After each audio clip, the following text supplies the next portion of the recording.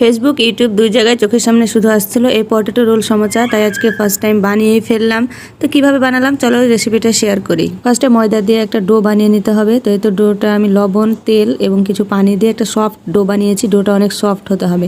রুটি এটা একটাই বানাতে হবে এবং পাতলা করে বানাতে হবে। তারপর যে মেন উপকরণ লাগবে সেটা হচ্ছে আলু ভর্তা। তো সিম্পলি যেভাবে ভর্তা বানায় লবণ, গোলমরিচ গুঁড়া এবং ভাজা জিরার গুঁড়া দিয়ে ভর্তা বানিয়ে নিয়েছি। এভাবে রুটির মাঝখানে বাটি বা গ্লাস, আমার গ্লাস ছিল তাই গ্লাসটা দিয়ে চারপাশে ভর্তাটা ভালো করে মেখে নিতে হবে। ভর্তাটা অনেক পাতলা ভাবে মাখা ট্রাই করতে হবে। তারপর এভাবে ছুরি দিয়ে এই যে কেটে নিতে হবে। যার যেরকম সাইজ পছন্দ সে সেভাবে কেটে নেবেন। আমি কিছুটা মিডিয়াম সাইজের কেটেছি। এরপর এভাবে ভাঁজ করে নিতে হবে। শেষের দিক থেকে ভাঁজ করে প্রথম দিকটা ভালো করে মুড়িয়ে নিতে হবে। খুব ভালোভাবে কেটে একটা একটা করে মুড়িয়ে নিতে হবে। তো এভাবে হয়ে যাবে পটেটো রোল সমোসা। তো আমার দেখতে দেখতে একটা একটা করে আমি সবগুলো ভাঁজ করে নিয়েছি।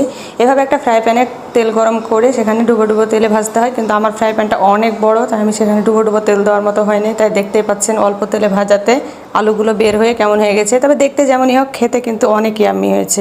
আল্লাহ হাফেজ।